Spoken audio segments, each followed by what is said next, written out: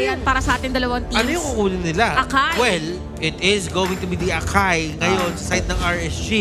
Dragon Warrior ulit, si Paramdam ko mas nakuha Carl. Mas nakuha ata ng Echo yung upper hand dito kasi ito, mapaperks ang pumili ng Paramis.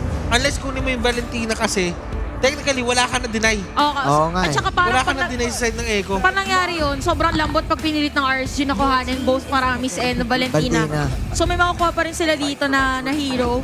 So that is going to be Valentina and Paquito. Paquito. Altar. Ayun na. Amon? May bago ba to?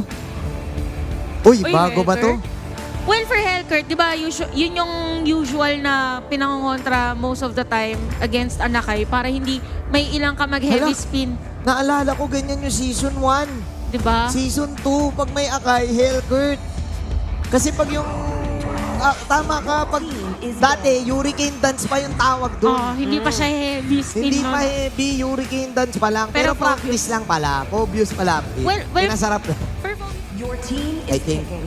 Ah. Karina. Karins. So ano dito ang gagawin nila since grabe mag-secure ng objective yung side ng Echo with the Akai pick. Bibilisan naman nila yung rotation nila. Again, we could still see options for Karina. Kahapon, meron pa rin Karina with the tank build. Bruno, Papaling ko pa. PNK, no? Could be. PNK, pwede din. Uy, Uy! Alice! Uy! Uy! Uy! Uy! Benny Cutie Alice ba to? Uy! Welcome back! Totoo ba to? And it is! Okay. Welcome back, ladies and gentlemen. Oh Alice! my glove. Matagal tinago sa baul to. Benny Cutie hero siya. Kaya din siya na isa sa mga tinagdiroy or kaya natin siya tinawag na bagyong Benny. No, oo, nung season 6. Dahil dito sa hero na to, sa Alice. Yung range dito ng Cult Altar is almost the same dun sa Bloodhound ng Alice. Ng Alice. So, kumbaga, life steal ka. Nala-life steal ba yung mga buhay ng mga mumu? Anything na tinatamaan, Yan ang malalaman natin. Malalaman natin. Oo. Kaso, But- tingin ko, but then again, anything na tinatamaan talaga nun eh. Kasi di ba nagkakaroon ka ng buhay? Ah, Sa ah, altar. yung RSG ano lang eh, Beta Links, Blazing Duet, Beautiful MLBB ulit eh. Yun ulit eh. Yung, Oh!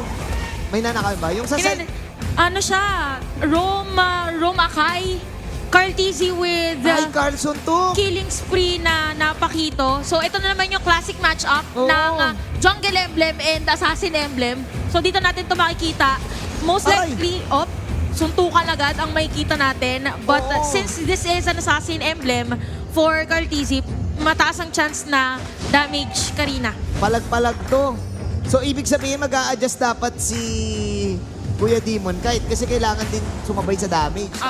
But then again, if you could see Carl Tizzy kung paano siya umiikot dito, mas nauuna sila sa pag-secure netong turtle area. And nakikita nyo naman sila Yawi talaga still at level 3. Kung tignan natin ngayon, yung light and aqua combination, both at level 3 din. Wala ata makakuha ng level 4 para sa turtle na to. Nakuha Ano, nakuha ni Nats? Nakuha ni Nats! And there's your called Altar. Susugod na lang this time ang side ng RSG. Nats is still here. Hinampas. At ayun na, hinabol ng Mumu. Sino ang hinabol ng Mumu? Si Sanji. Now, yung timing nung fight na yon, it literally went to the side of RSG. At nandito yung Echo, inikot na talaga ni Yawi. Inikot na. Sabi niya, dito na lang pa rin tayo masyado mahirapan. Nilabas dito. Yung aura. Si Nats uma-aura na naman. Yun yung double team para kay Light. Si Yawi ngayon ay makikita ni Nats. Si Yawi, umikot si Yawi. Tinamaan dito si Light. At ayun na nga yung Beta Links. Pero naglalabasan na naman ang Mumumu. Matagal na naman Ayun na siya. si Benny Pumasok na Cutie. naman. Si Benny Cutie binabalato. May damage shot na. Medyo bitin pa. At tumatalon-talon na lang. Si Nats. Nats Entertainment. Isa pang talon. Wala na. Kulang na. Wala na silang gagawin pa. Turtle na lang. Wala Oh, man si damage Nats. shot si Benny. Meron Uy! pa ang uppercut si Nats. Nats! Meron nga. Sinapak si Benny Cutie, hinampas. At ngayon doon sa pananggilid, sinong naiwan dito? Naiwan si Carl. RSG, the Raiders, 4 on 5. Nasa taas pa si Emma na nagpa-farm doon. Oo, ngayon ibinabanatan siya ni Demon Kite. Demon Kite, sinasalo na lang lahat ng blood. Yun yung flowing Hindi blood, na pero matakas. hindi na siya pinag-flowing blood horn. Hindi yung Blazing Duet. Habang umiikot ay nilabas na rin yung Cloud Altar. Hinila na rin si Yawi. Come over here. Habang si Carl Tizzy uma-uppercut, pero hindi lang lahat ng Raiders. ginagamit ng RSG ngayon, yung advantage nila.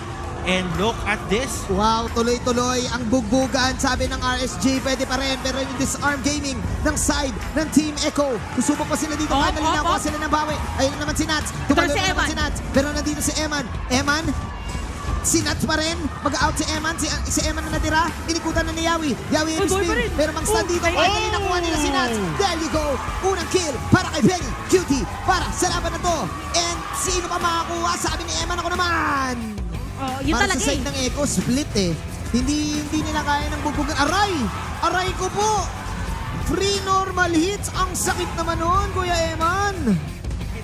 Kailangan niya gumamit ng flicker and that only means na wala siyang extra spell of mobility para habulin yung cult altar niya doon sa mga kakampi niya. Initiation against Echo. Grabe nilabas yung pusit. At ayun na nga yung mga mumu yung napitaling dito. Pop na rin ang cult altar this time side ng RSG. And Junior Burst na gusto nilang gawin. Dalawa ang nawala sa side ng Echo. Hinabol si Yawi ng pusit at ng unggoy. Itong ginagawa ng Ayan side ng naman. RSG, kailangan nila antayin yung Alice. And Rigid life. Blend. Ay, naku po, Sanford, tatlo ang buhay, second HP life. Pinag-normal na lang ni Eman. Eman, 105. Dama mo na yung damage output ng kanyang Claude. Si Light ngayon na main target. Sabi ni Yawi, sige, kunin na natin to. Pero si Eman nakaka-pre-hit doon. Ang ganda ng pasok na Eman dito with the BMI. Naiwan si Nasa Eman. kanya ang camera. Pero nandun si Sanford. Pero balik lang si Eman. Nagkalabasan na ng mga mumu. Nandito na si Carl Tizzy. Sino kanya babanatan yung nasa harap? Pero puno lahat ng buhay ng side ng RSG. Tumatalon-talon na lang si Nats. Si Benny Cutie. Yung nakaldagan ni Nats. Buhay pa lahat ng RSG. Ang daming effort na binuhos ng Echo sa laban na yon. Lord, para sa Raiders na ba to? Oo.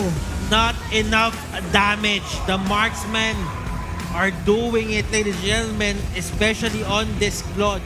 Nakuha nila yung groove, imagine, even na during a cult altar, ginagamit pa ni Aqua yung kanyang Shadow Stampede. So, talagang walang makakaalis on that area. And at that moment na magbaback up na si Benny Cutie for additional damage for Echo, wala na halos si mga kakampi niya. There you Set up go. again. Set up para kay Light. Medyo magulo na yung laban this time. Pero killing spree na ngayon si Aqua. Wala At na sabi ni ni Nats, sige, kaldagin na natin agad dulo. Patatapusin na nila agad yung laban.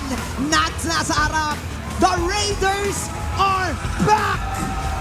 And another fatal links to seal the deal.